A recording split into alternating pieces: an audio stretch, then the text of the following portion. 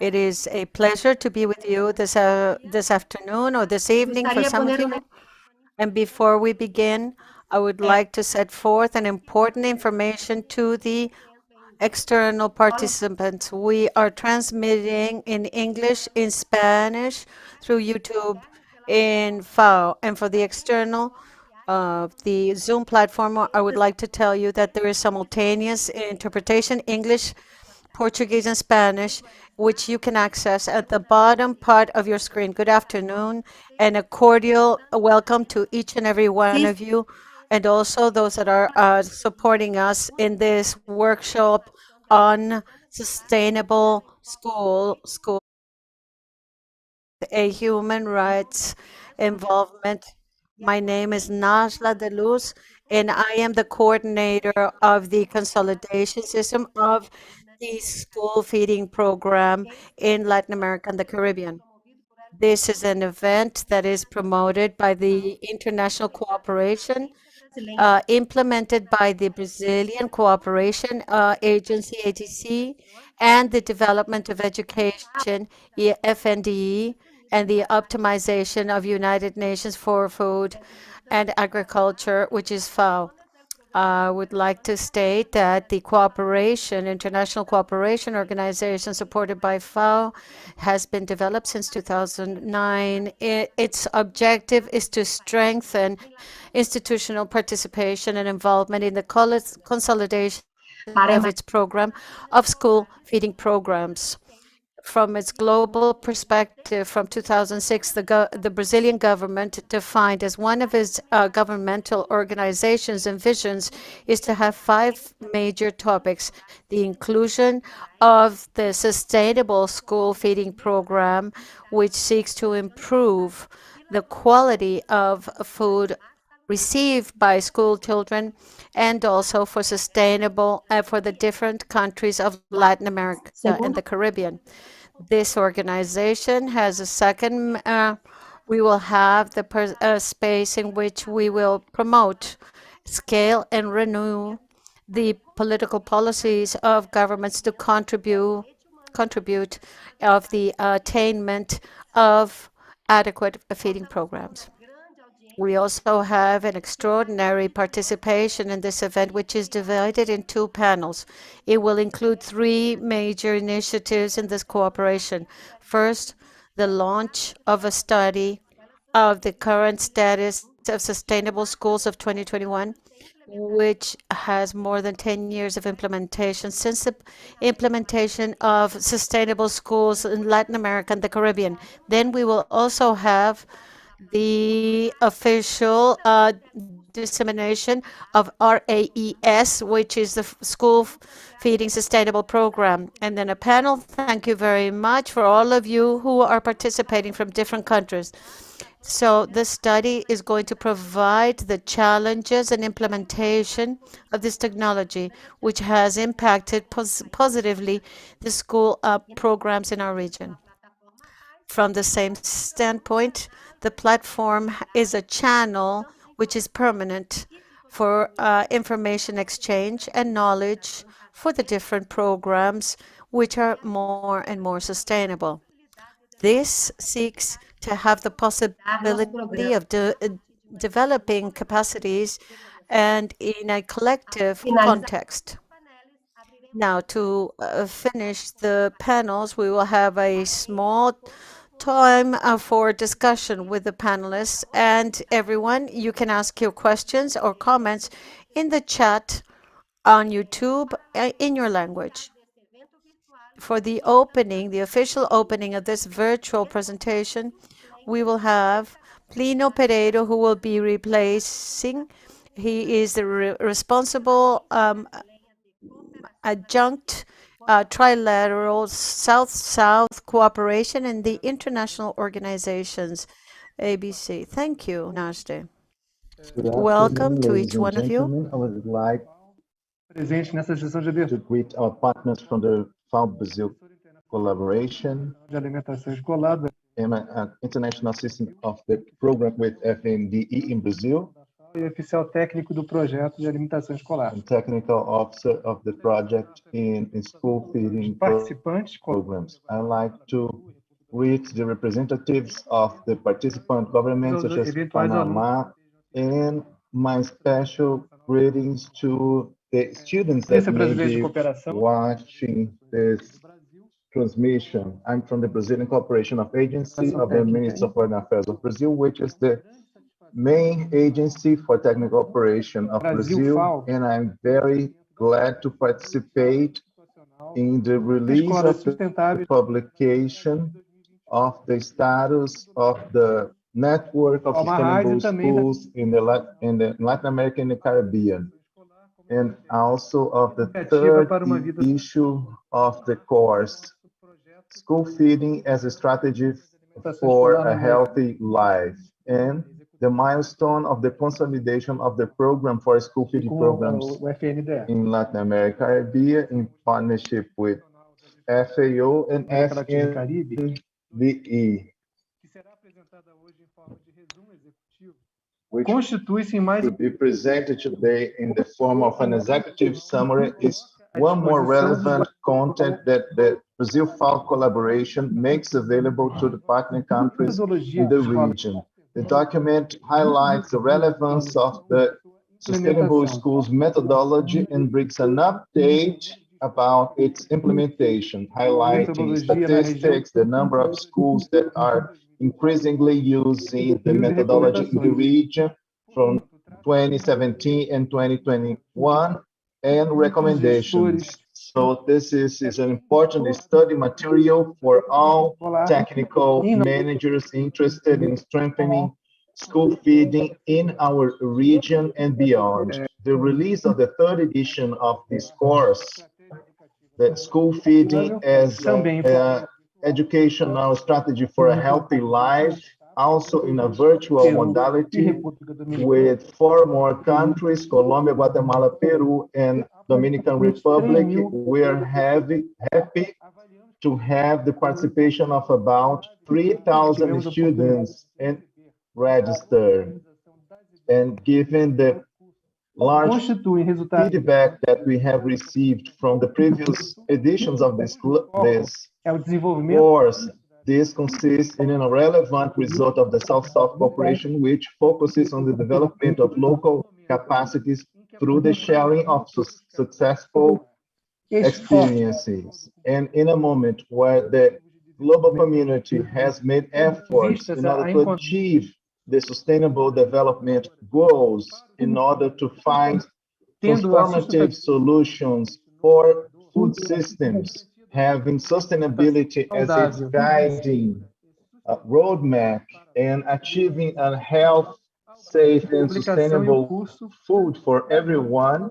Undoubtedly, the publication of this course puts South-South cooperation in Latin America and the Caribbean in line with this noble purpose. I would like to mention as well, to highlight and recognize the role of the network of sustainable school feeding in Latin America and Caribbean, RISE, created in 2018 within the Brazil-FAO partnership in order to foster and materialize this relevant exchange and many others that are to come. And I should not, last but not least, I must mention the Brazilian partner, which is the National Fund for Education Development, which is linked to the Ministry of Education, for making available to the countries important contributions under the light of the National School Feeding Program in Brazil. And I thank to all the team within the Brazil-FAO Association, beginning with Nájila Veloso, together with the launching of this course, who have worked hard so that all of this knowledge dedicated to school and nutritional education reach all trainees in the best way, in addition to the consultant for contributing in the preparation of the publication about sustainable schools. And I hope that everyone may effectively join this space for exchange and learning, and may indeed use the practices, benefit from the experiences of experts. And I'm sure that we can be important agents for change in our countries. Thank you very much, ladies and gentlemen. Muchísimas gracias, señor Plinio Pereira, por sus amables Thank you palabras. very much, Mr. Plinium, for your lovely words. Muy importante para nosotros. It is very important for us to have the support always from the Cooperation Office of Brazil, and we're honored to be able to work with FDE. And to begin, of course, we would like to welcome all of you participating. Bruno Silva, who is the international PNAE FNDE from Brazil. Mr. Silva, please. Thank you, Angela. Thank you, Plinio, for your words. ABC is a great partner of FNDE in this joint action with FAO. And I take the opportunity that Angela is here to thank for the partnership that we have developed over the course of the years. And I would like to say that today we are at a junction, at such a junction in our partnership, because we have a concrete milestone that divides the past from the future, which we are building now to be the future. And that's because the material that we have now tells a little bit about the history of everything that has been developed regarding school feeding in the region of Latin America and Caribbean over the course of many years. And the school feeding in these countries has had a strong participation of this cooperation between Brazil and FAO, with many contributions from courses such as this course of Healthy Love, as well as the publication of materials and other advocacy actions and information sharing actions. And now we can look at this material as a summary of the history of everything that has been achieved, and also as a guiding principles for the line of work that we want to keep on developing. And this future is marked by the creation of the platform that is being launched now of the RISE network for sustainable feeding in the Latin American and Caribbean, which is a network that was built, and I always say from the Brazilian perspective, with a lot of pride from inside out. It's a network that grew together with the cooperating countries, with the governments, working hand in hand with mutual actions of partnership and exchange. It's a document that has a lot to do with the other, because this platform gathers and points to everything that has been jointly developed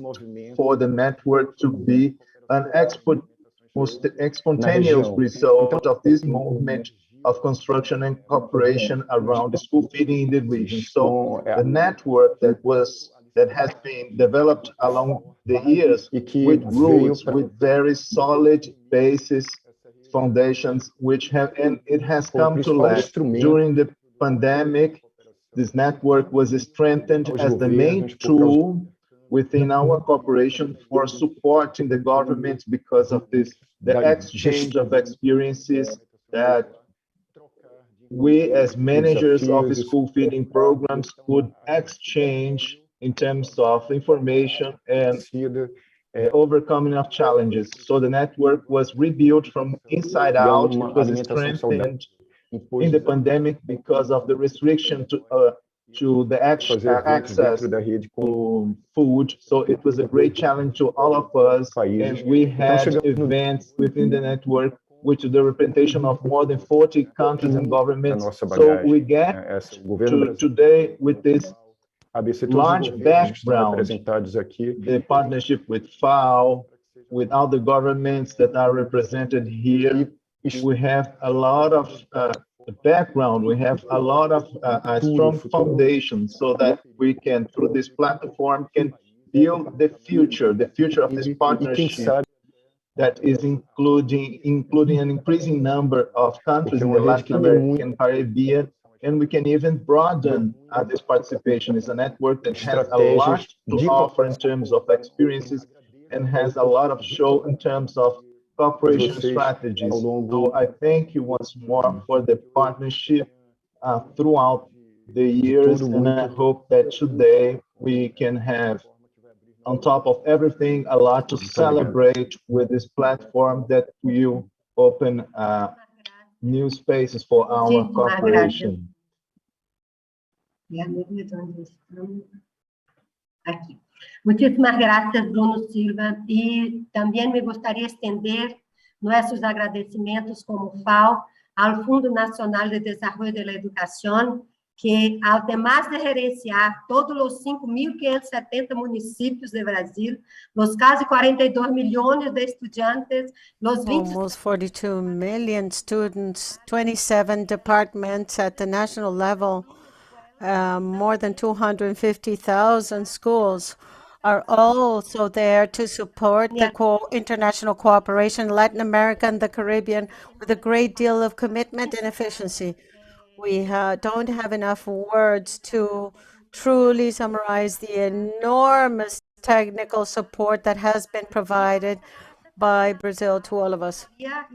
To close the inaugural words, we would like to welcome our very much committed colleague, Israel Rios, who is the officer of the nutrition program and the technical officer of the project AE. Israel, the floor is yours. Thank you very much. A decade of this program in Latin America and Caribbean. Thank you very much, Naza, for this moment to be able to share with you something that motivates us enormously and that helps us to continue ahead towards a better feeding program for the human rights to adequate nutrition and the objectives of sustainable development. Above all, to eradicate hunger. I would like to welcome Mr. Pereira from the Brazilian International Agency, Mr. Bruno Costa from the National Development of Education in Brazil, to all the participants of countries that are present with us, Colombia, Guatemala, Peru, Dominican Republic, and every single one of you that are participating in this event where we are celebrating. We are celebrating the methodology of sustainable schools feeding program. We have more than 10 years hand in hand building with each one of you what today we know as school feeding program. We have changed the paradigm from delivering to providing a complete, balanced, nutritional program purchased from the small family producers, many women producers in the communities today, which are today suppliers of the school feeding program. And through their children, they see their willingness to continue to learn, because school food feeding program transforms lives. It is a social inclusion, providing tools to the children, not only in learning to have a healthier future, but also to alleviate hunger and relief. Today, we have the third version of the course on food on the school feeding program. The two previous events were fabulous. The great many people that were trained and understood the importance of the school feeding programs, each and every one of them, and what can be implemented, and to relieve hunger, access to education, to school subvention support, and to reduce gaps as gender issues, digitalization, and so on. Everything that we can include in a school program. Today we face, without a doubt, COVID-19. It has taught us that healthy food programs are important to progress and continue forward. In this program, we will give them a healthy diet of all sorts of low-fat milk, fish, products of the sea, fruits and vegetables, everything that we base our food system on. It has been strengthened many schools and many teachers that have been trained in the development of multiple educational programs, guidelines, a slew of support, which in this project that is so emblematic between Brazil and FAO has been developed in Latin America and the Caribbean. Also, we celebrate the inauguration of the network of sustainable school feeding program, the RAES, as its acronym in Spanish, and so that we can share with our experiences and our needs, of course, to support and also find multiple opportunities of exchange, knowledge, lessons learned, and so on. It is a lively platform. We invite you to participate, not only to see what's there, but also to see what you are working on in each one of your programs on the school feeding program. This healthy nutrition is very important to access it, and the programs for schools include millions of children in our Latin America and the Caribbean to receive a plate of food that we consider healthy food consumption. They can learn how to struggle against obesity and other infections such as COVID that affects us today. I believe that to talk about school feeding programs fills us with satisfaction and also with passion, without a doubt. It represents a policy of the school feeding programs to enlarge and improve the quality of life of children, teachers, and everyone around this environment. We're very, very committed to the children of now and the future of our countries. Nadia, thank you very much for the space to be able to say a few words and to celebrate this decade of school feeding programs with the right to healthy nutrition. Thank you very much. Thank you, Israel, for everything. And we also want to thank our heads and all the people from FAO, Madame Daniela Godoy, Monsieur Verdaguer, who were major role players. Everyone is passionate about the aspect related to school feeding programs. And I think this event illustrates the network of people that have been dedicated and are passionate about the topic. We will also like to invite another person that has made enormous efforts and has given as much as possible in the cooperation, which is Madame Paula Barbri, who is the project analyst. We will go now, we will connect. What is RAES? What is this network? What does it mean? And what has it meant for all of us, these 13 years of cooperation with FAO? Paola. Very Good good afternoon. afternoon. Thank you, Najla. Good evening to all. I'm Paula Barbieri, and I'm a project officer at ABC.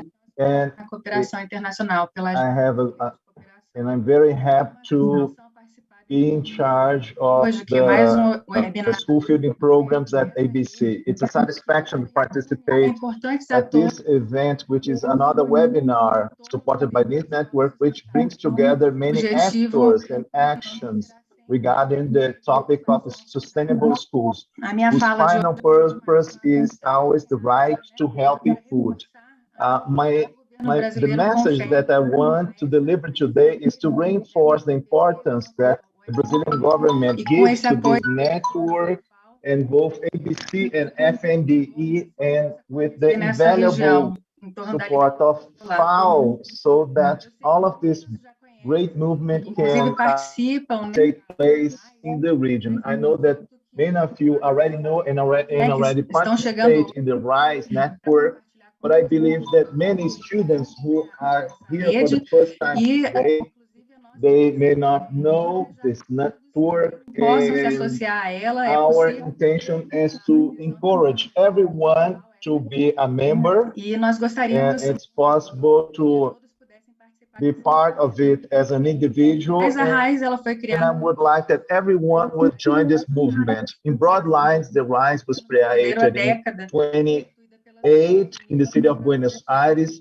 as a response of the Brazilian government to ela se reuniu the mais decade for nutrition, the UN decade for nutrition. em And forma de fórum 2019, there was another in-person meeting where da they América met to Latina e Caribe. discuss critical issues regarding the school feeding programs in the Tivemos Latin American and Caribbean. And given the pandemic, we had que, na verdade, aproximou to muito. act virtually, to make the actions Nós virtually, realizamos which actually is improve the relationships of other countries in the network. Soluções, né? We made some training sessions and we had a lot of meetings to Assim, de exchange forma information geral, about solutions to face the challenges of the pandemic. And in a general manner, the methodology used by that network is based on 4 axes, which is the capacity building development, the exchange of experiences, dialogues about the challenges, and support to the countries for the return to school. And now we have 21 member countries who participate in the webinars, in the events of the network, and we believe that we are increasingly adding countries to this movement. I'm going to finish here because I don't have much time, and I'd like to allow this platform to speak by itself in a very nice and organized way, and showing the intention of joining regional efforts around the school feeding, which is materialized by this network. Todo el apoyo. Es muy importante recordar que en red somos mucho más fuertes. Entonces, por isso les vamos a decir que por estar reunidos em uma rede desde o ano 2018, nós outros trabalhamos para ter esta plataforma mencionada por Paula e por Bruno Israel. With Paula, Plunis, and Israel. And now we're going to pass you a short tutorial video so that you can watch it on the platform, enter it, and to register as a member of the So I'm going to leave you with RAES. It's a tutorial that you will be able to share with whomever you'd like. And then you can also use it. And as of from now, you can go there and search and use this platform and make this platform a major support, for the advances technological that we all support, need to of course, for all of those of us that need this topic. I'll leave you topic. with the video. There, the video.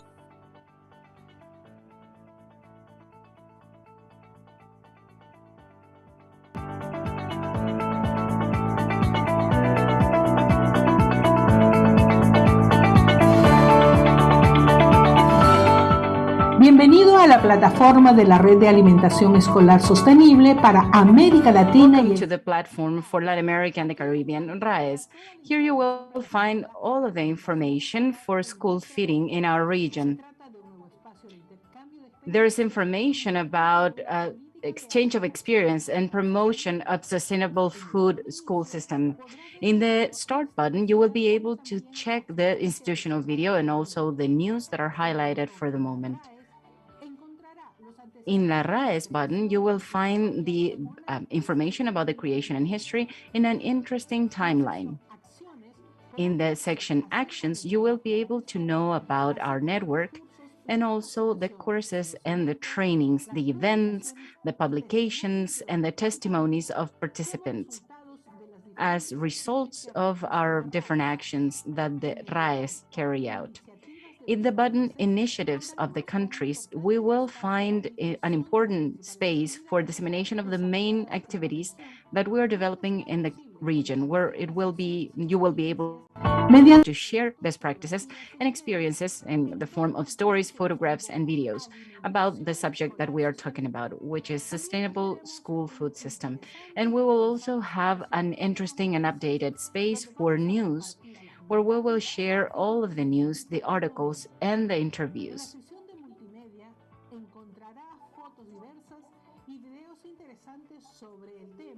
Además de las informaciones ofrecidas en los podcasts, en el foro de diálogo podrá encontrar un importante espacio de discusión, intercambio de experiencia y de compartir información sobre todo lo relacionado a la alimentación escolar. Para participar, solo tiene que registrarse y con ello tendrá la oportunidad de comentar o abrir nuevos temas para fomentar una discusión enriquecedora. La sección Únete a la RAES es un espacio donde usted puede ser parte de la RAES. Por tanto, debe llenar el formulario y podrá participar de todas las acciones regionales promovidas por la Red de Alimentación Escolar Sostenible. Para ello, ingrese al sitio www.redraes.org y forme parte de esta gran red de actores que trabajan por la promoción de una alimentación escolar saludable y sostenible para los estudiantes de nuestra región.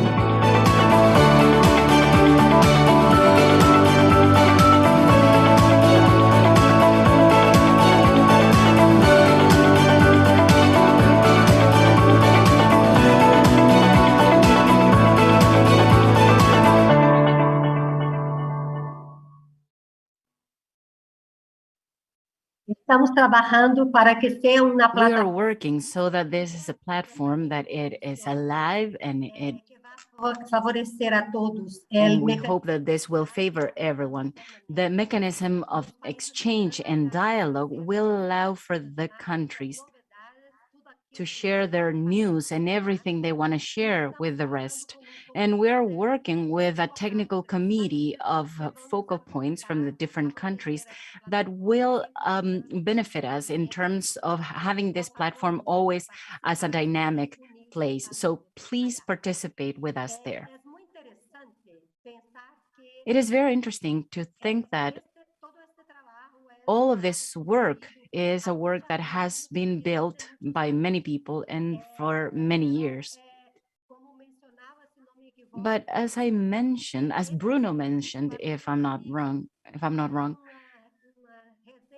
this program has a synthesis of everything that has been done in terms of capability building and articulation, sectorial articulation, fostering of public purchase, organization of social participation in the school communities, food and nutritional education, and also improvement of infrastructure in the schools.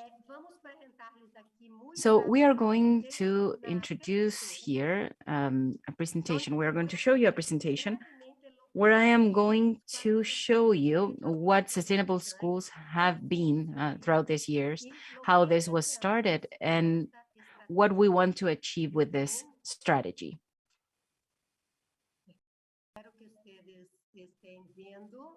Okay, I hope that you're seeing this.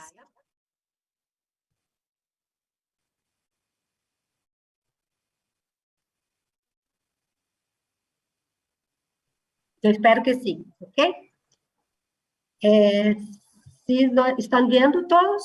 Se não estão, diga por favor. Sí. Can you Sí. see it? Yes? Yes, we can. Okay. So here we're celebrating 10 years of sustainable schools. This is the first symbol that we used, and all countries know about this. This was born in the framework of cooperation. This is the timeline from 2009, and it went through several stages and renovations until we got to 2020. This is to strengthen the school food system, the school feeding system. So this started from a reality where we started having a dialogue with the countries about the different concepts and the organization of school feeding programs. So it is important to know that this cooperation was born from the request of the countries to get to know better what was the national school feeding system from Brazil. But this is a very big program, and in many cases, the smaller countries with a different reality need different things, but the main principles were the same. We were looking for the same objective. So from there, we created the methodology of sustainable schools that this talks about the implementation of methodology, quote unquote methodology. And this is related to 6 components that were related to some municipalities in schools that really have learning labs for school feeding systems, looking for sustainability in terms of systems, making it systematic and monitoring, evaluation, and how long they remain there. And also expecting for each one of the realities, to see each one of the realities of the countries, and also looking forward, scaling up the policy of school feeding programs at a national level. So for this, we created this work that considered having a sustainable school feeding system is possible, respecting the characteristics, but also covering all students and making sure that they all get enough food, quality, in terms of quality, in terms of how healthy they are, and preferably acquired from family agriculture. And this is going to facilitate the access as well in terms of nutritional and feeding education to promote the changes that are necessary in these terms. So this was all related to a sustainable school feeding program. I am going to mention again some things that I already mentioned: sectorial articulation in terms of nutrition, the improvement of the infrastructure of schools, and also the selection of adequate menus and public purchases. So this is all related. This is all related to access to quality in terms of food. So this was a methodology that it was created along with the countries to be able to put together the different sectors of the government, because we knew that only with the Ministry of Education or social development in an isolated way, it was not going to be possible to have a school feeding program that was sustainable, and also to promote the articulation in all of the different areas of the government and extra governmental areas, for example, civil society, to be able to identify the challenges that we had there and the potential that we had in each one of the territories, because each country has a different reality. There's no model that fits all. So we all need to discover where we have our bottlenecks and where we can develop a school feeding program that is actually sustainable and that can be permanent and of quality for everyone. For this, we're always thinking about looking for the involvement of these different players so that this becomes an experience that has inspired and backed up the different advances that have been done in the school feeding program, along with the governmental and agricultural areas and the civil society. For the processes of the legal frameworks of countries such as Paraguay, Guatemala, Honduras, and now in the process of El Salvador, the schools have been fundamental. They have the sustainable schools have been a reference point for the law to be consolidated as a public policy and not just as one program. We have this timeline that we inaugurated in 2012. We see our agenda here, and we have Guatemala, Honduras, and then we started with El Salvador, Guatemala, and Paraguay in 2013, in 2014 with the Dominican Republic and with 2 or 3 municipalities. Peru, specifically with some programs in 2016 and 17, Belize and Jamaica. In 2018 in Santa Lucia. This was about absorbing the model. They imported the model, and also Trinidad and in the last year. So this has been very efficient to move the governmental aspects, and also at the FAO level and other projects, other cooperations such as the MERC program and the Spanish one that have supported us a lot. And we also thank them always because of their support. They have produced several materials, information, videos that you can find in the platform of RAIS. We have all of the materials there available for you. We also have the sustainable schools and an orientation along with the PMA so that we can develop this methodology. How does this work? Well, this is very simple. It's very fast. And I'm going to tell you that we have already talked with the governments of the different countries about the need of having this experience in a collective way. We have developed joint group with the managers of each sector from state, from the different departments and municipalities, and up to the school system. We have selected some schools and we have already started working with the 6 components. We tried to train people and we involved everyone, the principals and the teachers.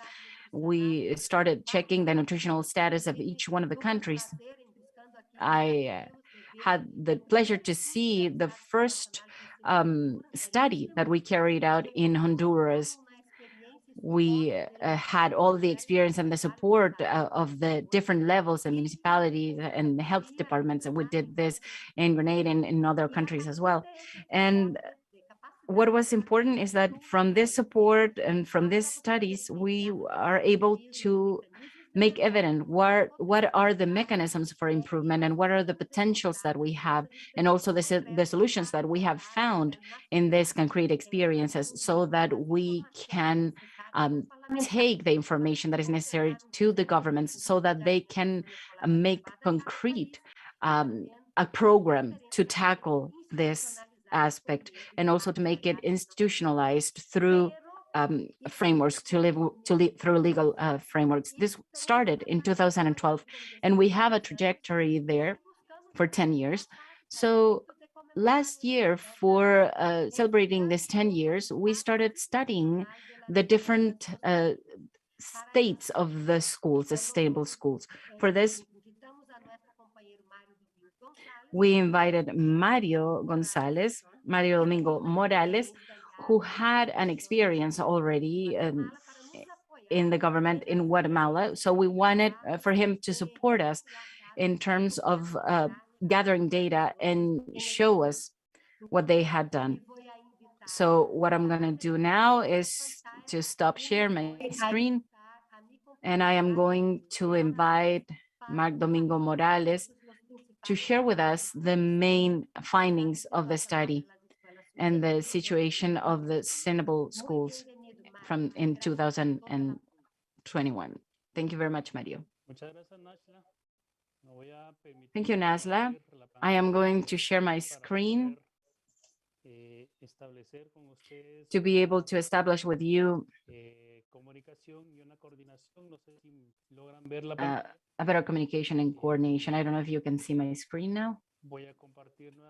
I am going to share this again. Yes, we checked it, Mario. We can see it. Ahora no vemos todavía. Ahora no vemos todavía, por favor. No se mira nada. Novamente. Ahora compártela novamente que todavía Now you can share, please. I still don't see it. ¿Se logra ver? Can you see it now? No, not yet. While Mario is ready, I would like to thank our interpreter, our sign language interpreter, for helping us for the first time in our meetings. She's helping people with any hearing disability to be able to understand the whole process and participate actively in the process. I wanted to say as well that we have been doing a very resilient and inclusive work. So Mario, if you want to, I can share your screen. Okay, Nashla.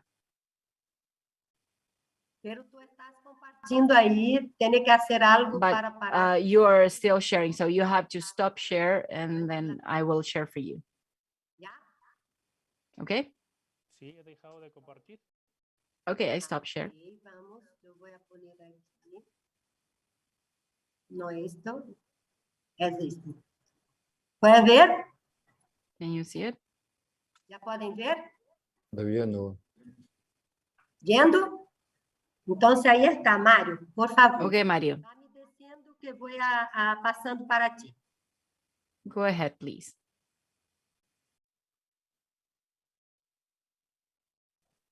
¿Escuchas, Mario? Mario, can you hear me? I do not see it, Nashla. ¿Ustedes no ven mi pantalla? You don't see it either? Vamos a buscar novamente. No hay No. problema. Okay, don't worry. You can see mine now, right? Yes, we can see yours. Mário, eu estou passando para ti, pero si quieres tú la pasas. Mario, if you want to, you can share. I'm not sharing. Voy a compartilhar entonces. Okay, then I'm going to. Okay.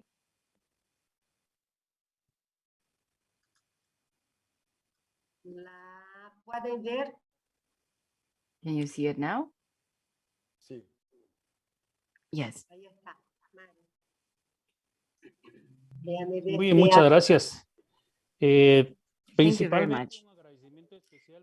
I want to thank all of the countries that participated in this study and for the decision makers that participate in this process. What I am going to show you right now are the generalities of the situational study of healthy schools. This is from what has been talked about in this space. This has been done for 10 years. So in the next slide, we're going to see what are the objectives that allowed us to carry out this study.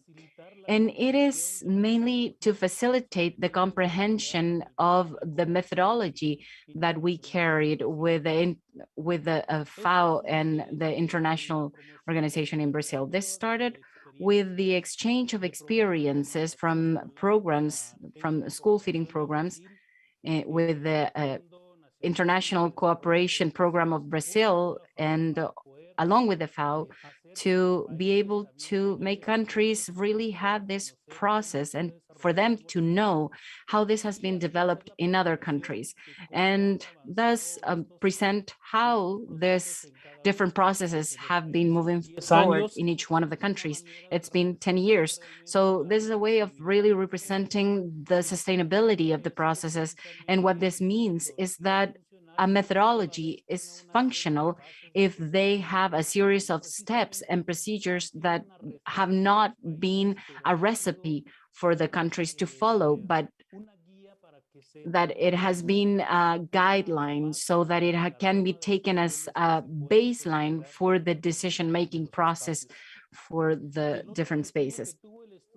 And the other objective that this study had was to disseminate these results and to have at hand a higher scope for the decision makers and for those that are trying to generate public policies for the authorities and for the people from the NGOs, for the school principals, nutritionists, and other players that are very important, such as agricultures. They see how the sellers go to the educational organizations and that they are generating an impact in the local economy. So these are the objectives of the study. And on the next slide, we're going to see how we are going in terms of the methodology.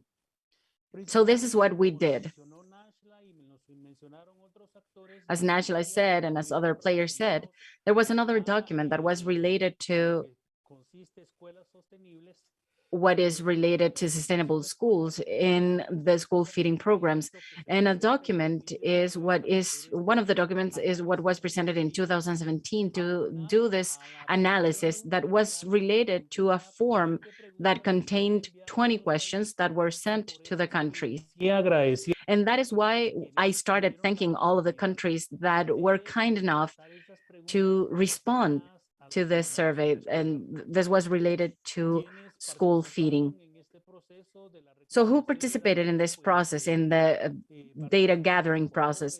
We had Ecuador, El Salvador, Guatemala, Honduras, Panama, Paraguay, Peru, Belize, Santa Lucia, Trinidad, and the Dominican Republic, amongst others. What were the main findings in this process? On the next slide, we are going to see what were the findings and what we identified that could help the other countries to make decisions. And one of the agreements of the 11 countries that participated was that it is necessary to have an interinstitutional articulation. The school feeding program is not part of just one organization, and it's not the responsibility of just one organization. It's the responsibility of many players and many organizations. So we need a lot of decision makers as well. This means that in the pandemic, they also show that the decision makers make alliances and articulations institutionally so that they can make the policy feasible, and thus generating conditions in the pandemic to be able to respond to the human right to being fed. So this is related to the interinstitutional aspect. And this is responded in terms that there is a model of participation of players. The parents are also included in these processes, and this is mainly given by the fact that necessarily they have to be part of a school system. The parents, the children, and the teachers mainly are the main players so that we can make these programs feasible. And the countries agree on the fact that the participation is very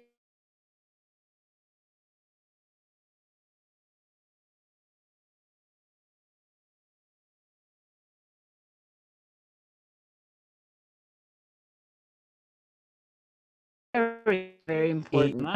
No solo en los gobiernos tienen una norma para poder proceder y poder actuar en función a la alimentación escolar. En el siguiente espacio también tenemos la educación alimentaria y los menús escolares. Esto en cuanto a los países coinciden que... In the next image, we have information that was extremely affected by the pandemic. And they illustrate that they require a post-pandemic support, which means that what we can do is to pay a great deal of attention to the nutrients that were not included. Within this study, we mentioned that in some countries, we were able to work in the different farms and orchards with different institutions, however, with the parents also. But in other countries, given the modality that the classes had within the educational system, they did not work. From now onwards, the idea of returning to the classrooms in person and to have hybrid type lessons, we have to check and follow up to see what kind of dedication is in this area. Within the school menus, we have to understand that countries made various decisions based on their regulations. The menus were not effective during a period that responded to the pandemic. However, from 2012 to 2020 approximately, many menus were developed within the context of the countries that responded precisely to the production of the farmers' production at the locality, and also responded to the needs of the students. Obviously, this is a matter that we need to take on again, tackle again post-pandemic, to observe the menus, to make sure that we participate with the players and the accountable people involved in these menus. The next image refers to the implementation of sustainable food programs with based on Brazil and the collaboration of FAO. It was defined that the structure implemented by the ministries of education or the responsible parties do not contemplate an area in which to prepare the food. The infrastructure is designed to receive classrooms or pure classroom structures, but in some cases they are not designed to have an area to prepare food. From the implementation of sustainable schools, a need is identified to generate processes with local authorities, with the support of the parents, to build and be able to modify the infrastructure in order to have spaces for the preparation of food.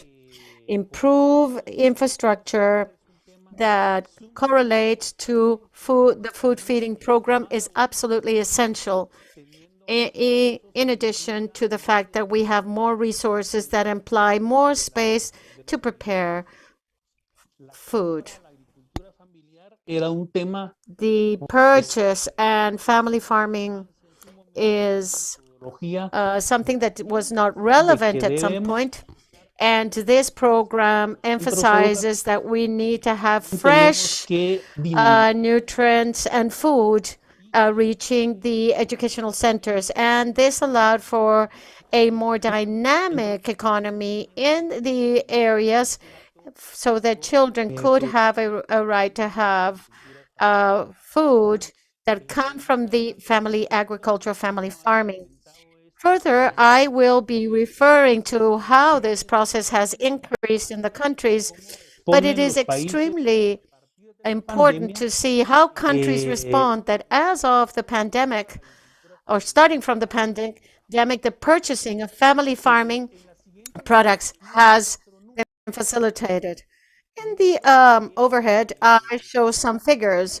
These figures I set forth as an example in Guatemala, where we begin with 2 schools. Today, it already has an enormous amount of schools. And as of 2017, we only had a certain amount of educational centers that were participating in this process.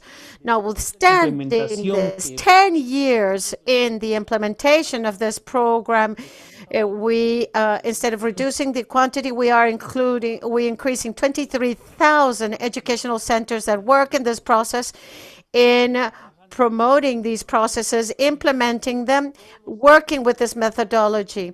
Of course, all the educational centers receive the school food, but we have to make an emphasis that there are certain centers, educational centers, that work directly with this methodology. We can also state that there are parents that are working within this process or participating in this process. And the increase of school orchards has increased in the last years, albeit the pandemic, but the infrastructure in the municipalities has also improved. 536 municipalities have adequate infrastructure. Many of these processes, I repeat, has been thanks to the collaboration of the local authorities, whether councils, municipalities, or structures within the municipal institutions that are well organized. We are referring to 1.6 million children that are participating actively in this sustainable school system, and they are implementing this process. I can also state that we have fostered local economies, and there are 9.1 million thousands of families that are participating in this process so that they may develop effectively the processes of this methodology. These figures is an increase that although there is an update in the data, which was taken during the pandemic period, countries responded that the increase is positively affecting the increase of the figures of involvement. So what conclusions can we attain in that which relates to La política our analysis? The multisectorial policies objetivos this nacionales process y have globales, contributed sostenibilidad de to la the política domestic and global objectives for the sustainability of the school feeding program in the region. It favored the paradigm change in the school feeding program policies. A few years ago, this was considered as something that was an assistance to the vulnerable population. But today it is a situation that is being understood as a policy that guarantees a human right to appropriate food in the educational centers. This methodology is a model that has allowed para buscar and has mecanismos given the guidelines to countries to seek regulations and in the processes of a school feeding. The methodology involves various sectors of the government de diferente manera que la alimentación in different manners, ha sido un pretexto understanding that school feeding is a pretext to get organized and generate working jointly with the government players. It is obvious the scaling of budgets, the scaling of Guatemala is an example that is set forth in the document as a scaling up in the sense that in 2012 we were talking about approximately 17 cents per to the dollar, and as of 2021, with the new modifications that the law has implemented for school feeding programs, it has increased to 70 cents to the dollar per child, not only to the children from preschool and primary school, but also from the first school years of school and high school. It is also important to understand that the scaling hasn't only included the budget increase, but also the diversity of schools. There are many schools that have increased. Salvador is a clear example that has also broadened its coverage of schools, and that there is a major difference between the review that was done in 2021 versus which is presented this year versus the previous one. General ideas during this process, I believe it's important to take into account that we must guarantee support for this methodology. If during the pandemic there was an increase of schools participating with the methodology, post-pandemic, we can guarantee that many more processes will be implemented in many schools and many countries. This will be a technical broadening of this methodology. We have to carry out a diagnosis and pathways, clear pathways to undertake this methodology. One can state that we need to clearly understand what is the status of the schools, because returning back, students that are returning back to school has various aspects, not only the didactic and educational system, but also, of course, the food feeding program to guarantee the access to healthy food and fresh fruit. Food was not considered in the pandemic because the pandemic brings another modality, another context and dynamics of how we set forth these new protocols that were managed pre-pandemic. These are completely different in the post-pandemic era. because they will not el be only washing of hands and storage of products, but rather we need to analyze other aspects that will be defined and hay que linked to the ministries that are responsible for this program. We have to guarantee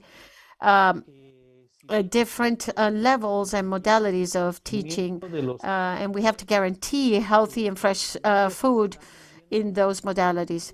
There are heads of families that are selling to the educational centers their production. It is important to guarantee this process to ensure that the products and food modalidades can be supported by the different modalities. When I talk about modalities,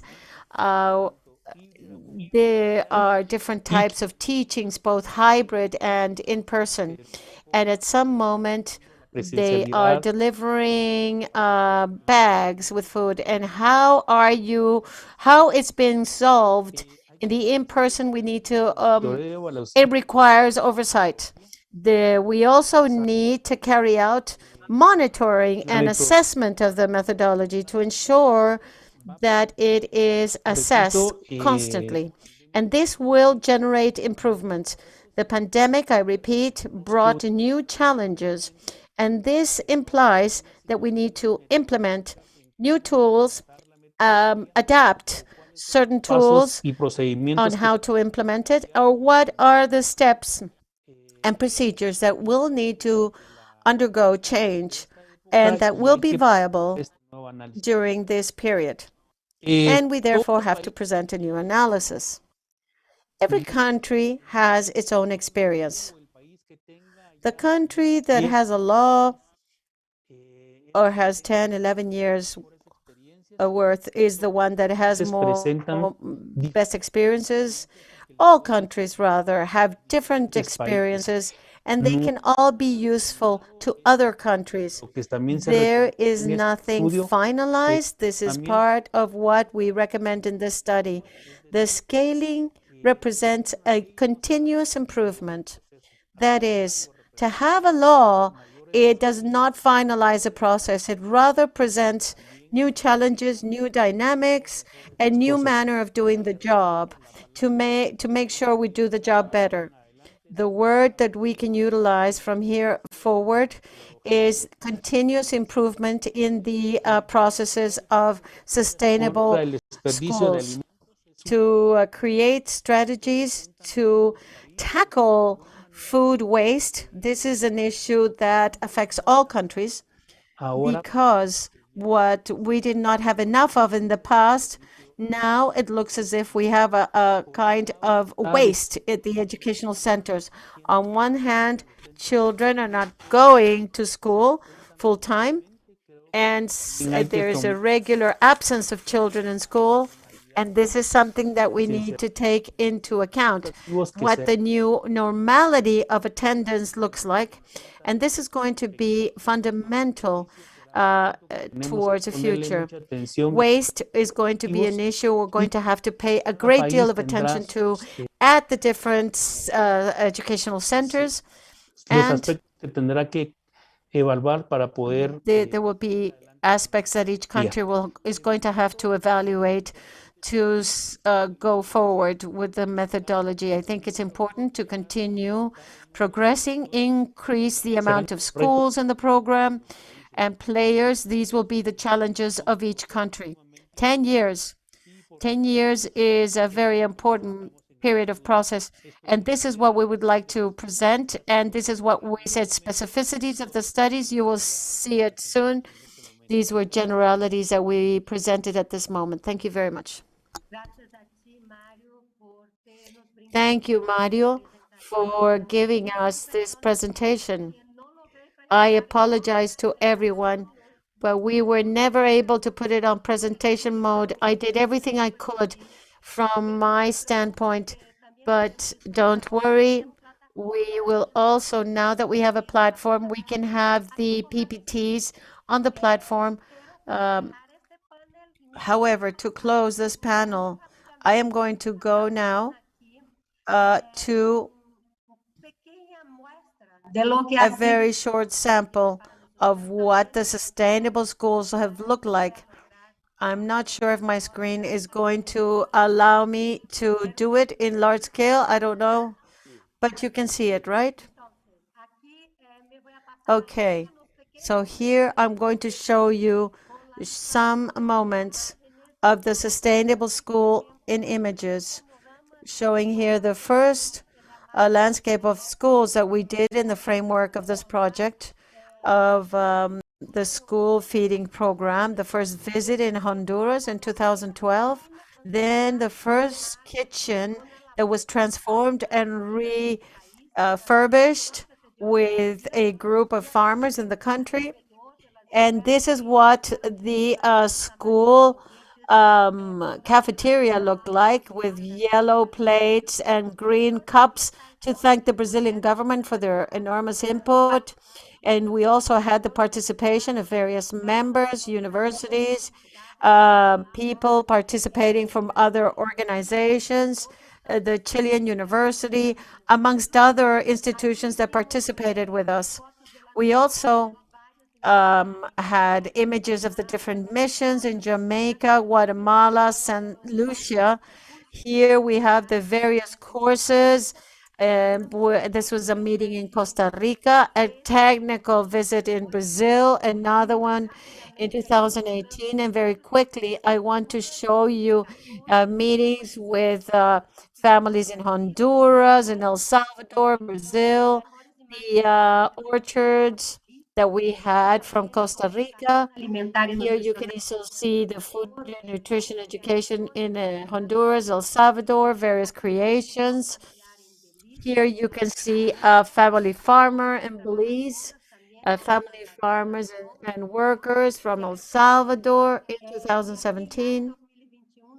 And here in 2021, we were able to show here in St. Lucia and in Costa Rica in 2017, and also images of cooking in Nicaragua and Guatemala 2014, 2017. All of this and much more. We don't have time. So I am going to close now. I wanted to leave you with a lovely souvenir of what has happened. This takes us to understand that sustainable schools can configure itself as a sustainable methodology, truthfully, because for the 10 years that we have been there, overcoming change, governments, administrations, the different crises that we've been exposed to, the different moments that we've had in school feeding programs, but we're still here, and we're even stronger with a major Latin American and Caribbean network that will consolidate these programs. So today I heard from Byron Gonzalez, which Sustainable Schools has changed the lives of many people, particularly of our students. So once again, I would like to thank the government of Brazil, regional FAO, current schools and managers in the different countries, the focal points in the different governments, the communities, associations, cooperatives, farmers, organizations against hunger, the cooperation of Mexico, all the mothers and fathers. All we have to say is two words that I'm going to say. Muito obrigado, muchas gracias, thank you. Just to say how many we are. We're very grateful for all of this. But now we're going to see how this is going to evolve into its third version. Colombia, Guatemala, Peru, and Dominican Republic. We have more than 3,080 registered. And that's why we're going to briefly open the floor to our tutors and coordinators of our course today, to say very quickly how we are organizing ourselves for this course. After that, we have a message, and we're going to have a short message from Karina Santos, who's going to talk to us a little about the value and the historical moment in which we are in the framework of Brazil-FAO. So first we will go to our tutors and then to Madame Karin Santos. Milagros, please take the floor. And then our colleague Alejandra and others. Thank you very much, Nasla. I want to tell you hello from Machu Picchu and from the delicious ceviche from Peru. Thank you very much. So I want to hug you from our countries to your countries, Colombia, Guatemala, the Dominican Republic, and Peru, and also for the rest of the countries that are connected in our platform, the FAO and YouTube, and is in Twitter and YouTube. Nashla, thank you very much for making us part of this work that we really, really enjoy. And we enjoy it because we are passionate about this topic, talking about school feeding needs, passion and love for our children who are the future of our countries. This is something that we do today that has a repercussion in the future. So we are transforming lives. As you mentioned, Nashla, we have achieved more than 3,000 participants. We have 899 participants in Guatemala. We have 688 in the Dominican Republic, 588, and in Peru, 914. So we are getting closer and closer to the 1,000. What do you think about that? Thank you very much, and a warm hug to all of you. So the virtual course, Sustainable Schools and School Feeding, is a great opportunity to empower ourselves from our own perspective as an association of parents and also teachers, technicians in terms of food and nutrition. The academia is also very important. The schools, the farmers, the family members, or as workers, as servers of the government in the different levels.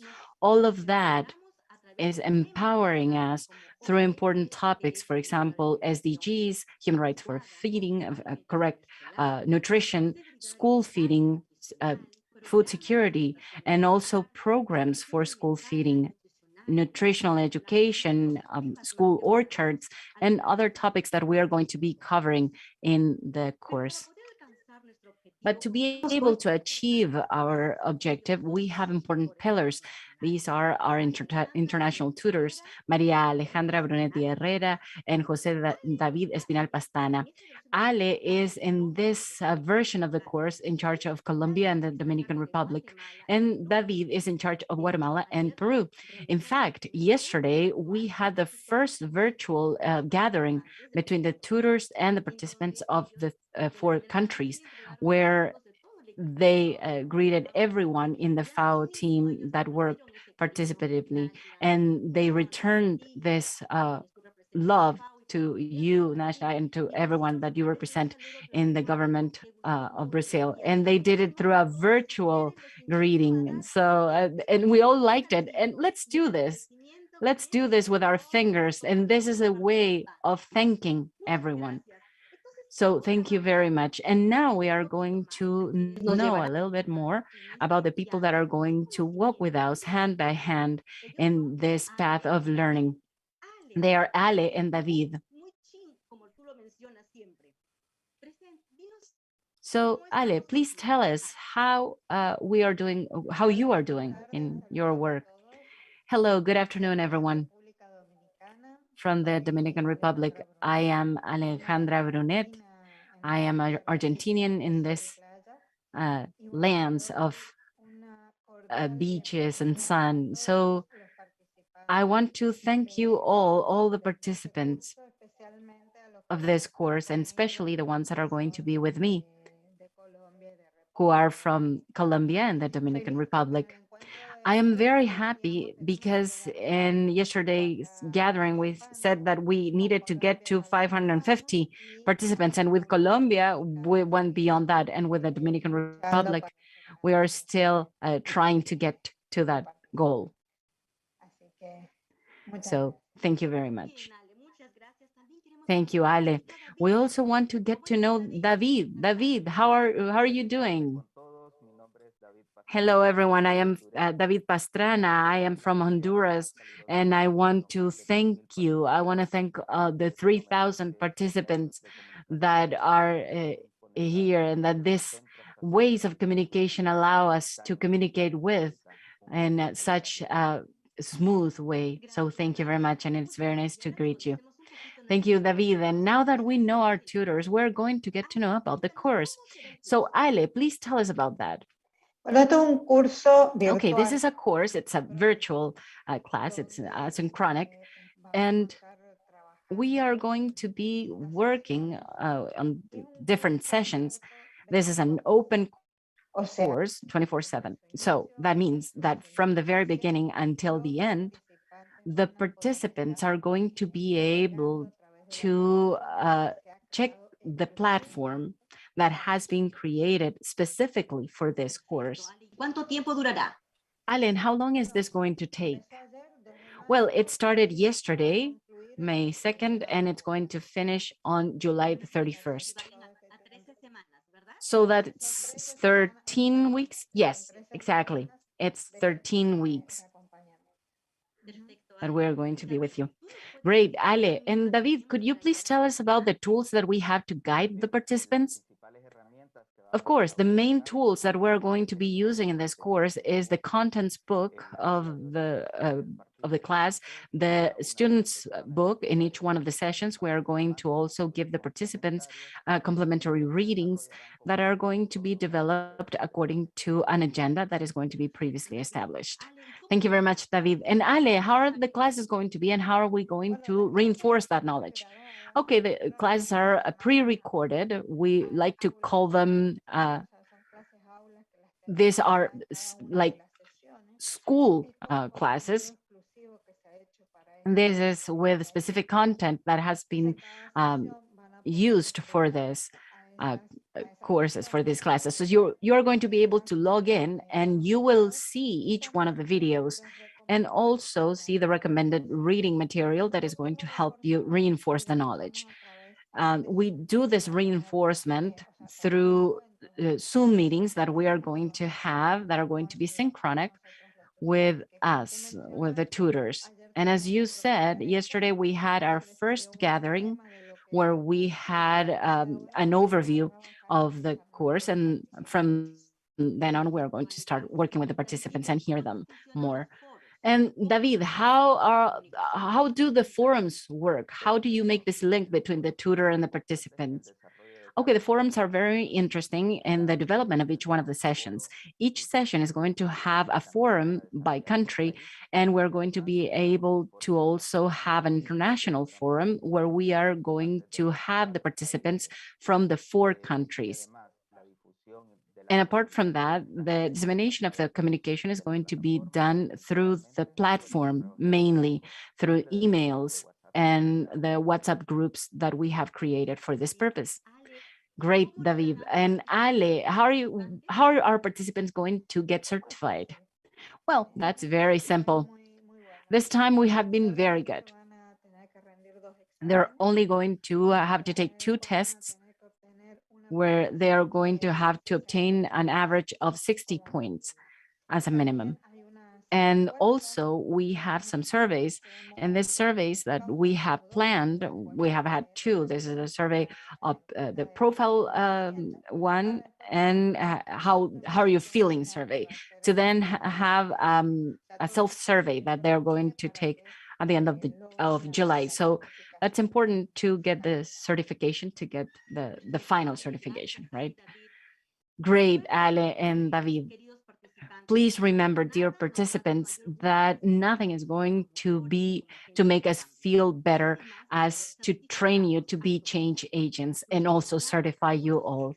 So we hope that you're very successful. Welcome. And please, if you have any question, we are here to solve them as well as possible. Thank you very much, Nashta.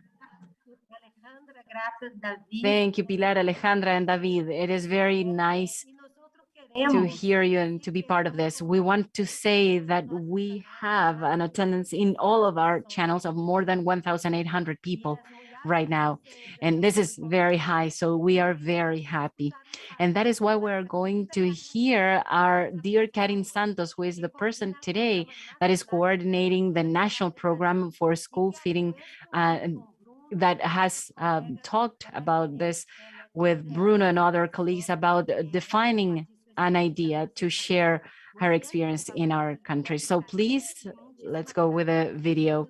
And thank you very much, Milagros, Ale, David. Thank you.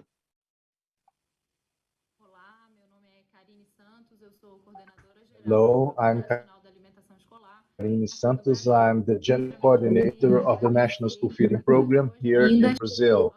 First of all, I would like to say thank you and welcome the participants of our course, Healthy Life. I'm very happy to be able to carry out the third edition of this course in the Latin American and the Caribbean region. And you can see that the Brazilian government is committed to the South-South cooperation. And it's very important for us to have a space for the exchange of experiences and maintain this dialogue with so many stakeholders who live the day-to-day reality of their countries. Our school feeding, sustainable school feeding network has been a tool for strengthening this technical capacity of the stakeholders. For us, it is important that in the same way that we do it in Brazil, with the training of our stakeholders, which are the nutritionists, the farmers, the teachers who are somehow related to the school feeding. So we train these professionals. So that's the reason why the healthy food course will help us exchange experience and keep all participants up to date about certain important structures such as the school feeding program. So knowing all the levels of the government, the state, municipal, and federal, because it's a multi-sector policy, so it's important for us to have a dialogue with the stakeholders from education, from agriculture, from health. So I hope that you make the best out of this space, which is a space specially designed so that you may exchange experiences and learn new content regarding the school feeding, sustainable school feeding policy. So we'd like to express our affection, and I will also hear other governments, in addition to Brazil, all the other governments who are participating into this enterprise, into this journey. Colombia, Let's Peru, hear now the the Dominican governments of Republic, Colombia, and Guatemala. Peru, Dominican Republic, and The Guatemala. government of Colombia So is in represented order, here the by government of our Colombia colleague represented Juan by David Vélez.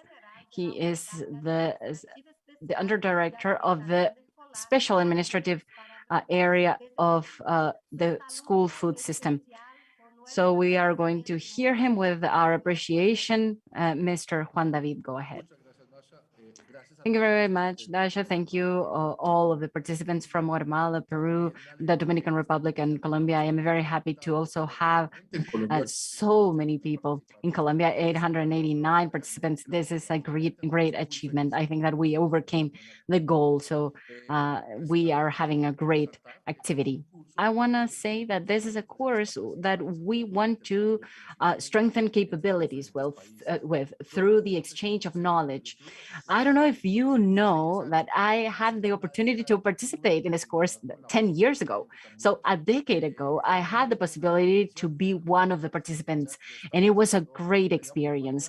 I was just starting, and I had been working in school feeding for a little while, and what I learned there, it has been very good for many years from that moment on. So it is an invitation to participate. And let's remember that we are taking the role of all of the people that work in these programs. So we work with the national organizations. In Colombia, we work at a different level and with the different players. So we need to to understand how the educational community allows for the program to work. If we did not have the schools, the teachers, the parents associated, the students themselves, I think that the program would not work.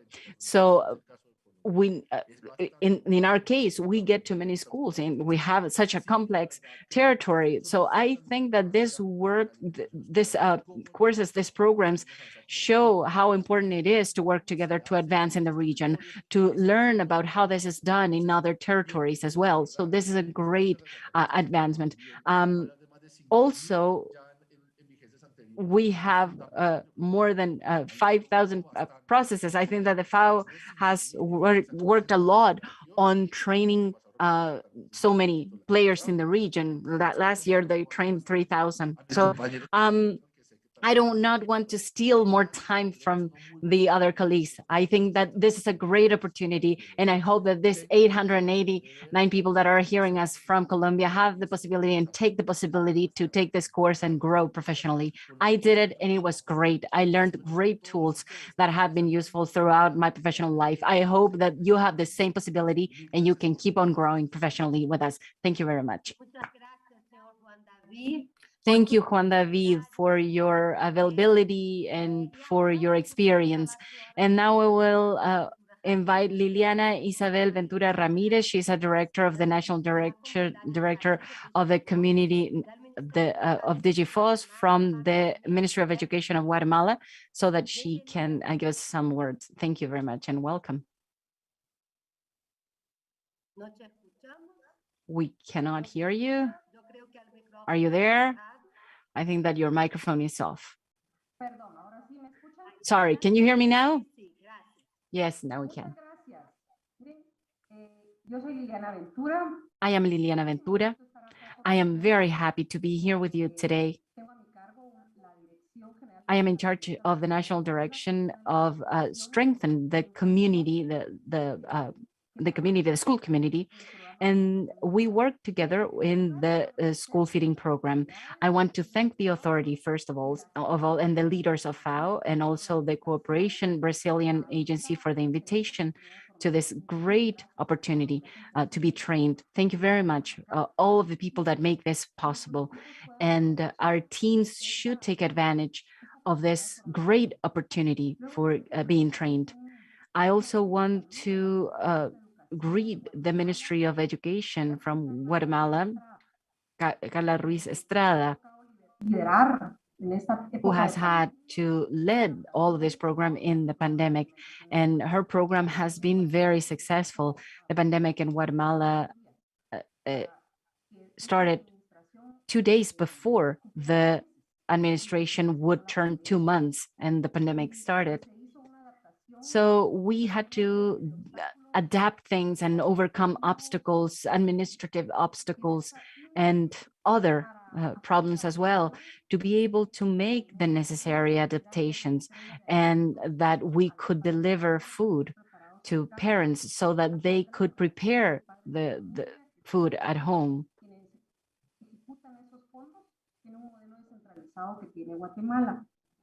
This was very centralized in Guatemala. So this way of work that we adopted was good to learn the lessons, and for the Guatemala government to make modifications in the law and to make the necessary integrations at the elementary and secondary school. This framework of development was very hectic during the pandemic. So I want to thank you again for making all of this possible. The participants, I want to thank the participants and congratulate them for taking this opportunity, and also encourage you to take this opportunity at 110% and to translate that into improvements that are visible and concrete in our educational communities, and that we can really train people better, and so that we can support teachers and the school programs in a better way in Guatemala and in all of the other countries, and for this to be a benefit for the children,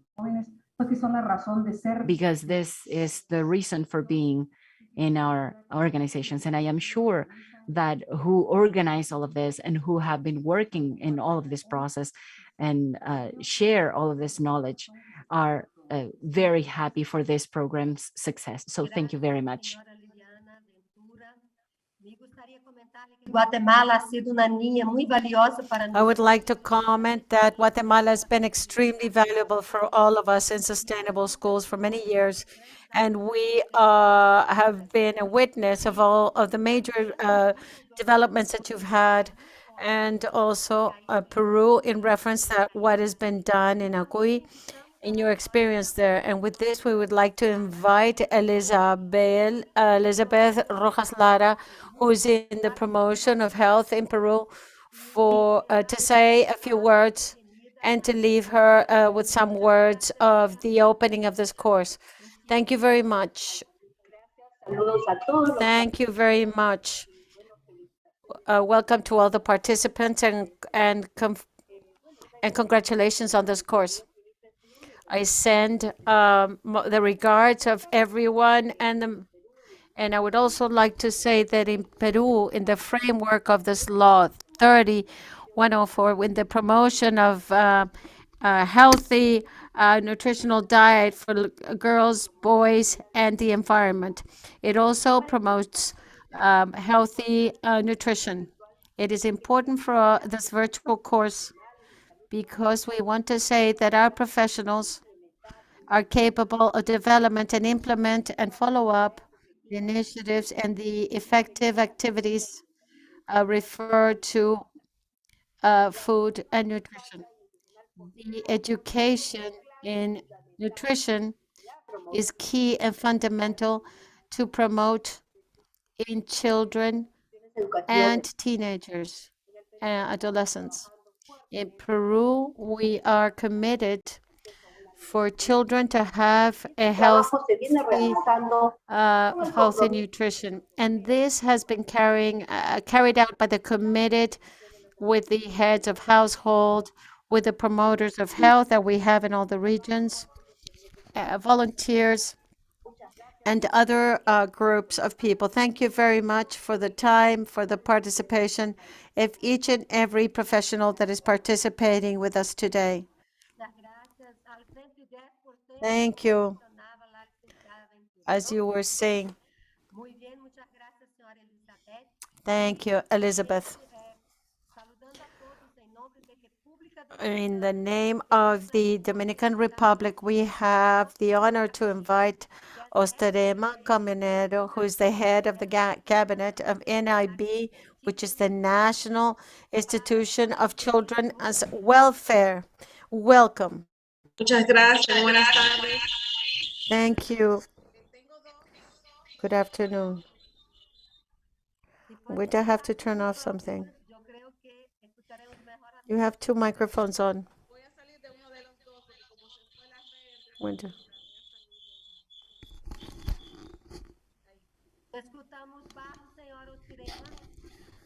We don't hear you very well. A little better, too low.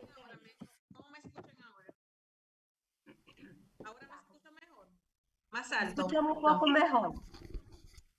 We can hear you a little bit better. Excelente, adelante, por favor. Perfecto. Bueno, muy buenas tardes. Good afternoon. I am Osterema Caminero. I'm the head of the cabinet of the students' organization. We are representing Victor Castro, who is the executive director, that due to an issue out of his control, he was not able to be here because he's an enthusiast of this. He has a great deal of sensitivity to these topics. This course of school feeding program as a tool for education is fundamental for countries of the entire region, and for Dominican Republic. This is a very important dimension, given the explanations, production, nutrition, the environmental impact, but also, as was said at the beginning, with a human focus And this is really the focal point of where this this line of strategies are pointing to in order to structure healthy livelihood for children. It's a program beyond a social program because it contributes to reduce um, school abandonment, and it's an educational system that provides education, health to our children, and the prevention of many diseases, diabetes, and others, cardiovascular problems that with a uneven nutrition at the age of school generates in the middle and short and long term a sick society. And we thank FAO for this initiative and for all the programs that are implemented in this line. This kind of courses contributes to defend this idea and implement it and project it to the society at large, to parents, to institutions, to the entire educational community. And it also contributes favorably to explain good habits and sustainability. This is work that provides sensitivity and generates a major impact for the entire region. And so we thank enormously the sustainable network of school feeding programs to allowing us to participate in this party of this anniversary and initiative, because it's going to be a major support of the entity that I participating. This is an association that supports the strengthening of supporting schools in the Dominican Republic. It is a great day for training and for all Latin American countries, and I'm sure that it's going to have impact positively our countries, and above all, what the future of our nations are, and we're very thankful for that future. Thank you for making us a part of that. Thank you very much.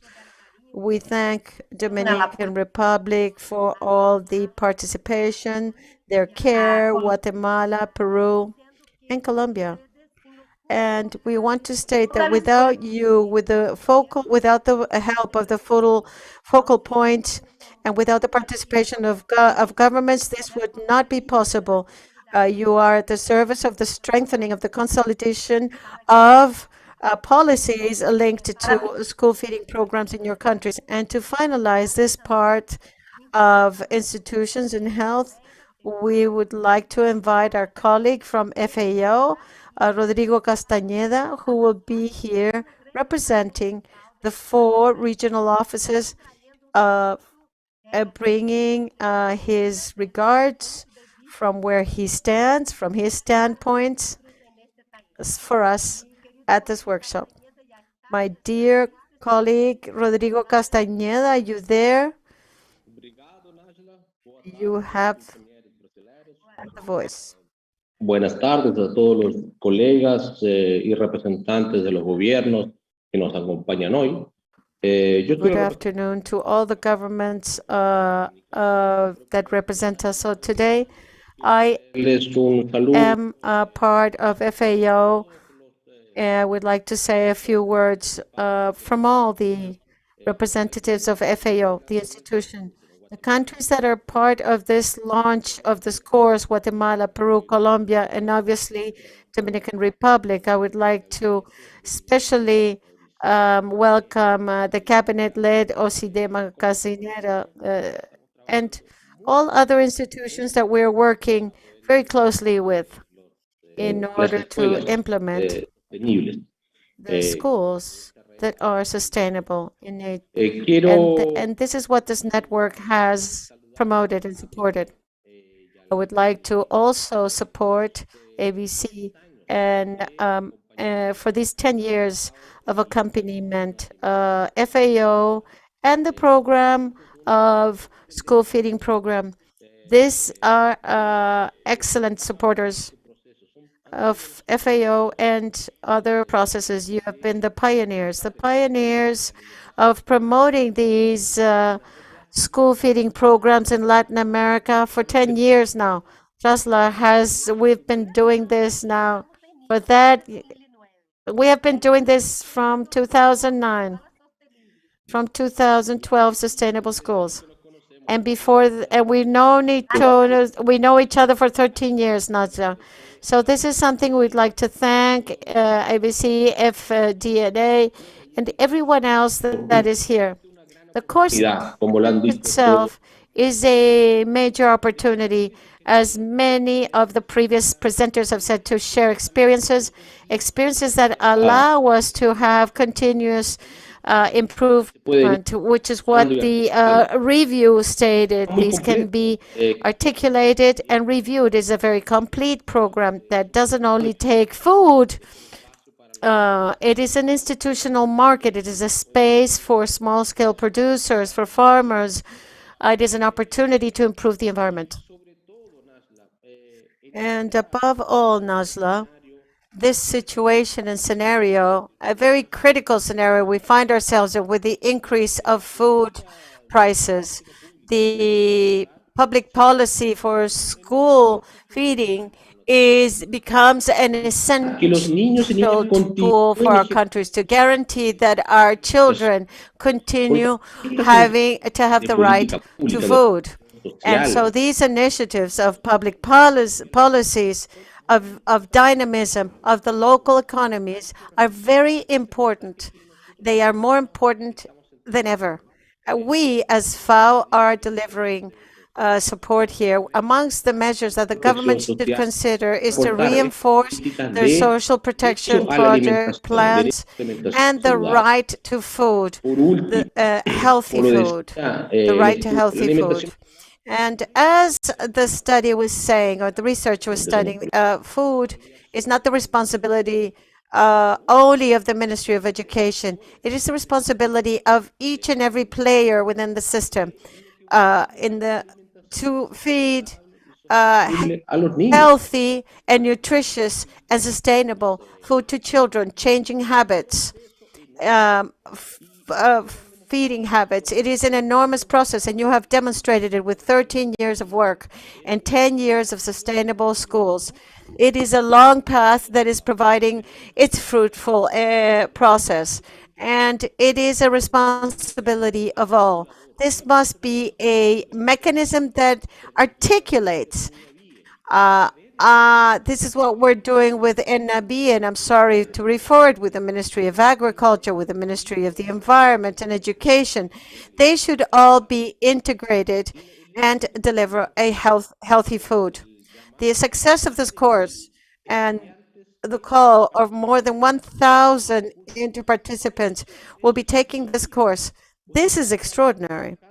You are working and training 1,000 workers that are going to reach and implement or put into practice these aspects. We have doctors, professors, students, and other that are around the school, teachers also. This is a major achievement. So all colleagues from other parts of all parts of the world, all I can say is congratulations for this event. Thank you for this moment to be able to share experiences. Personally, I've already learned things that I hadn't realized, so thank you very much. I want to wish you success in this course, and we're going to work and continue working jointly with the school feeding program in FAO, because it is at the center of our mandate at FAO, which is to bring nutritious and healthy food to families and children to ensure food safety. Thank you very much, Rodrigo Castañeda, who has been with us in this project since 2009 and participation in the inauguration, and the Ministry of Education in Brazil at the time.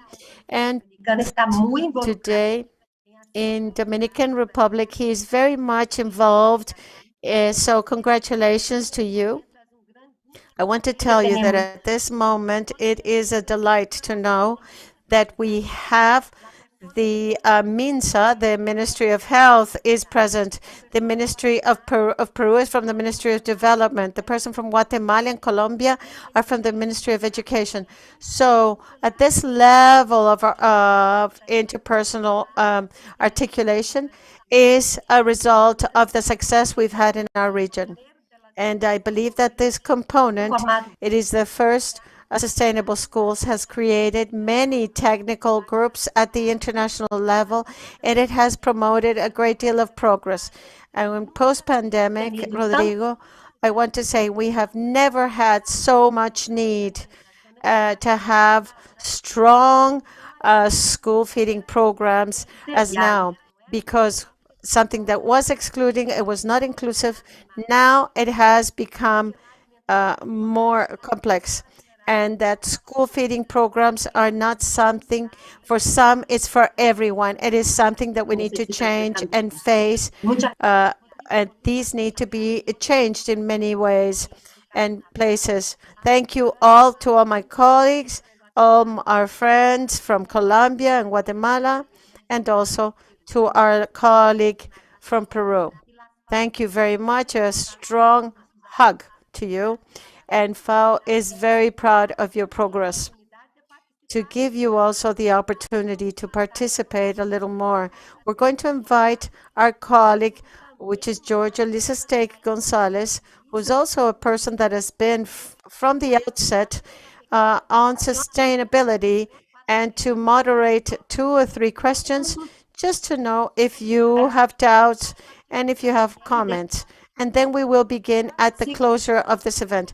Please don't leave us. Please stay on. Tell me what are the comments that are being set forth on the YouTube platforms and all the other channels in which we are communicating on. And we will also tell you about the course or the study, because you're very curious, and I'm going to provide you with all the information.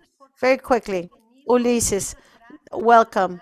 Tell us, thank you for helping us in this portion of the workshop. Nasla, I'm delighted to be invited for these years of accompaniment. Hello from Panama in the sub-regional office of FAO. We have been seeing many hellos, many salutations, if you will, and interest on this course.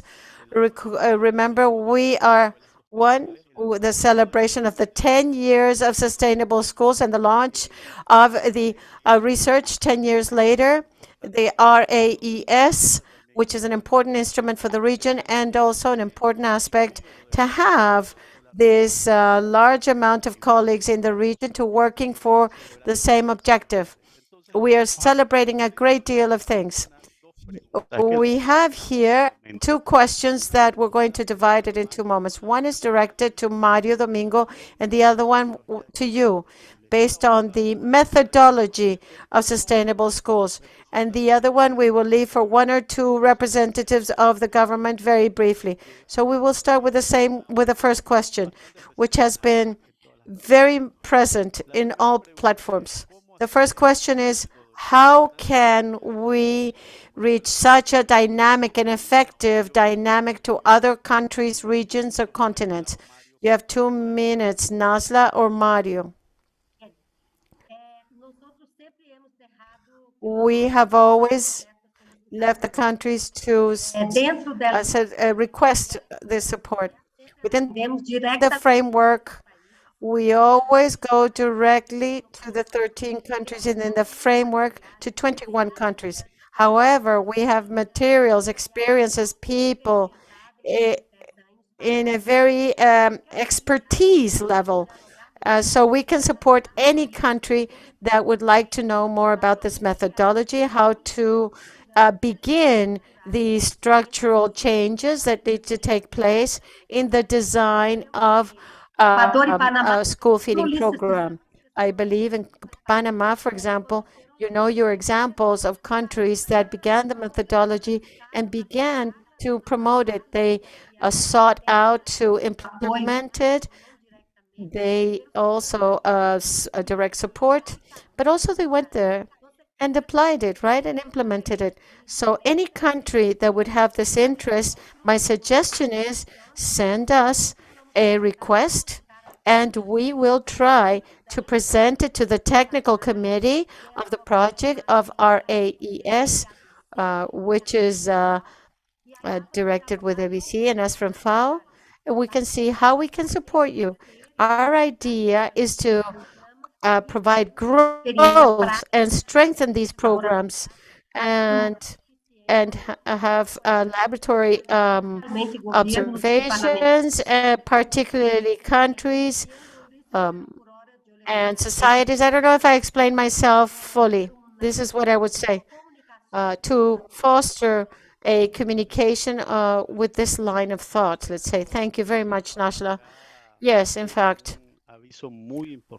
we have a very important notice that we would like to share with you.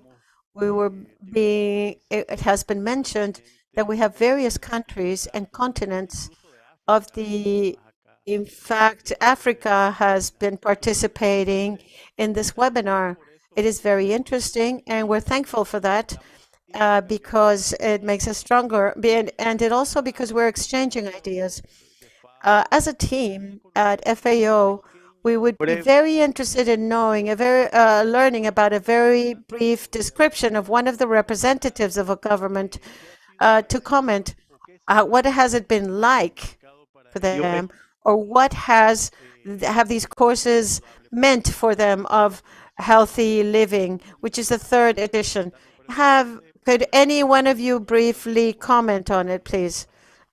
Just open your microphone for that, please.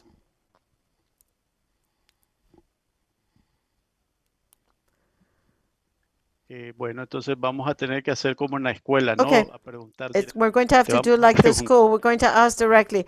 We're going to ask Colombia. Colombia, Juan David Vélez. ¿No está? Are you there? He's not there. ¿De República Dominicana? From Dominican Republic? Ulises, mientras que apresenta alguien, déjame comentarte algo. Ulises, let me comment something in reference to the other regions and other continents. We work at the level of Latin America and the Caribbean, of course, and we're always in that framework, very much concentrated in what we need here. But the government of Brazil and FAO work with various regions. So it's just a matter, this is an opportunity to begin a dialogue and to start thinking how we can transfer this information to other countries. And by the same token, we have to communicate. And also, we're going to try to reach other people that can make decisions to move this activity. Our idea is to encourage, because it's a collective involvement, and the countries that find themselves benefited by this, it is a methodology that can perfectly be replicated. Now we have Guatemala. Turn on your microphone, please. Thank you very much. In the two previous editions, we did not participate actively as we did this time. This is why I've been asking some references, those that participated from our teams in previous versions. I heard that they have been comparing materials and they find some differences that are significant, and this is very good because it means that you're in the process of improving the course. But I want to refer particularly to the efforts of the first course, which I understand was coordinated through HEPSA, which is a school feeding program. We are a technical area. Given agenda and previous activities, we began the coordination, but they carried out the course. The course From what I heard valioso y and has been confirmed to me, it was very valuable, and has a component that I would like to underline. Beyond the thematic topics, what we need to do is the nutritional and food program. There's another aspect which is longitudinal. This is where we have been working extensively. And I've heard that the course itself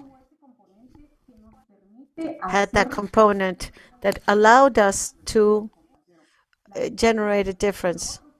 The difference between other courses that we have taken and taught. We had one last year, a diploma, a university diploma, and other experiences, training experiences. But I would like to share this because I think it's very important. My colleague has just said what you say, that everything we learn has to be put into practice and has to be reflected in our behavior. What I learned, it was a very complete course. It's very good. They have improved it. But the component, longitudinal component, this is very important to take into account. If not, we're training people that know a lot but implement very little. At all levels, we have insisted, even the heads of household, that this is a challenge, that we work in coherence so that there isn't a big difference, because we're human beings, in what we say and promote and what we do. The the network, I mean, the feeding program is a change of paradigm. We need to work on it, and we need to be consistent, because fortunately the program and its administrative management and infrastructure is a very good program, and it has been successful. Of course, it has a lot of challenges, include family farming and so on. But we have identified that the change in habits and behavior and having the opportunity to truly improve and understand food consumption as part of a healthy lifestyle. We cannot continue looking at food as a part of our lives. And from this standpoint, I wanted to comment this and thank you. And I want to say also the improvement you're doing on the course. Thank you. Thank you very much for your recommendation. And these are processes about. So it has been very interesting to be able to talk to you and to listen to your presentations. So let's go to the closing of the event. Thank you very much, Ulises, and thank you very much, everyone. I want to share with you the excuses from the Dominican Republic. She's having internet problems, so she's apologizing in the chat. And I also wanted to greet Jajet Kakache from Guatemala. She's also following the event. And I would also like to tell you that apart from all of the experience that we have had, there is a lot to talk about and there is a lot to learn. And we would like to learn Paula Barbri with her institutional greetings, and thank Ulises not just for promoting this dialogue space, but also for all of the time that he has dedicated to this international cooperation in this decade, especially. It's been Sustainable Schools, and Ulises has been the institution itself. So thank you very much for your work. Liliana, thank you very much for your work. And Paola, let's go with your final words, and then I am going to show the contents of the Sustainable Schools. Thank you, Angela.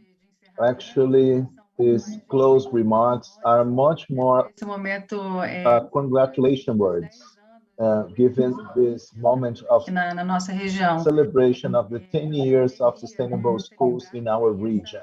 And curso de also, vida saudável. we celebrate with great joy this new edition of the Healthy Lives A course gente within é muito our de network of sustainable school feeding. Colômbia, And I would Guatemala, like to say thank you to the governments of Colombia, Guatemala, Peru, and Dominican aí Republic, and all the stakeholders engaged in this com esse novo course and who are very much committed to this new edition hoje of inovando também com course, the language, the na nossa interpreters, rede. and we also have sign language being interpreted. We are very glad to welcome Os this representantes initiative and representatives from FAO, represented by bonitas de Mr. Rodrigo Castanheira. Thank you for such beautiful words and words of reflection, and also the moderation of George Ulysses, and also our consultant Mario Moraes. Thank you very much for your contribution. And our Brazil-FAO cooperation. We mentioned that the school feeding is a very relevant issue within our cooperation. And this Healthy Lives course within our area is serving as inspiration for other projects. So we are very happy to be joining this movement. And I'd like to say thank you, lastly, to the students who are participating in this third edition of the course, because we know that you will be the main agents for change in our respective countries. Thank you very much and congratulations. Okay, Paula, I'll try to share. Vocês podem ver? Can you see it? Yes? Podem ver? Can you see it now? Yes, yes, we can. Okay, I'm gonna try then to go to full screen. Let me see if it's possible. Creo que no. Pero mira, I don't think so, but here it is. This is the study. It has pictures from the different countries and realities. These are all real pictures. We only work with living things, with dynamic things. This is a technical guide of where we started. And this is an executive summary. It's 83 pages. The original one, but this has 38 and it's a summary. So there's a presentation that talks about the cooperation, and it tells about what we have been doing in terms of sustainable schools, then the benefits of the programs of school feeding, with this great picture. This is a picture from Guatemala, I think. It's from Jorge Ulises. And sustainable schools, what this means, what this methodology has meant for us, and this is the symbol that you all know, the methodology of the study, this beautiful picture from St. Lucie, the progress of the components. This is what Mario has summarized. This is a picture from El Salvador. Aqui também temos outras partes mostrando os avanços. These are other countries showing the progress that they have made. The first kitchen in Honduras. This is another picture in El Salvador, showing the delivery process, what happened during the pandemic. And these are beautiful pictures, really,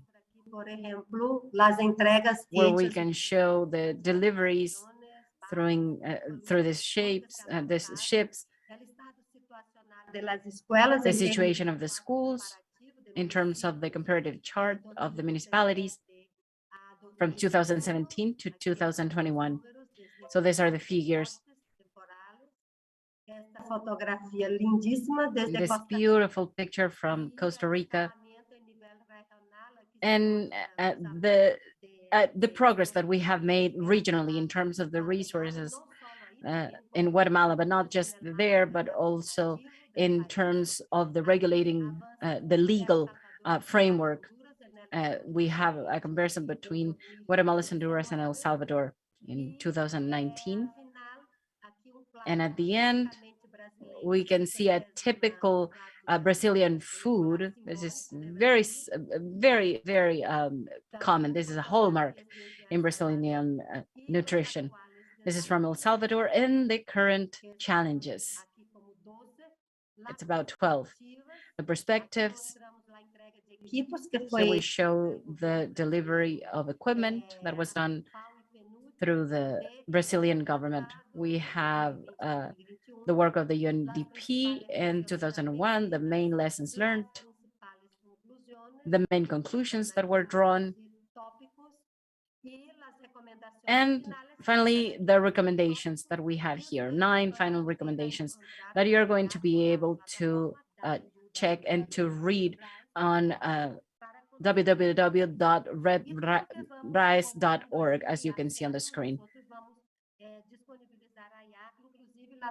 We are going to make available even the presentations. So from Paola's words, I am going to leave you a warm hug to all of you.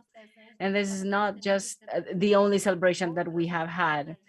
We will have more celebrations or other 10 years and for other celebrations that we are going to have. We're going to bring you the information about our students and about our almost 87 million students that are fed in the school systems, and the more than 80,000 people, children that should be fed in the schools. So we are here together and let's keep on working together. Thank you very much for being here with us. We want to welcome you anytime.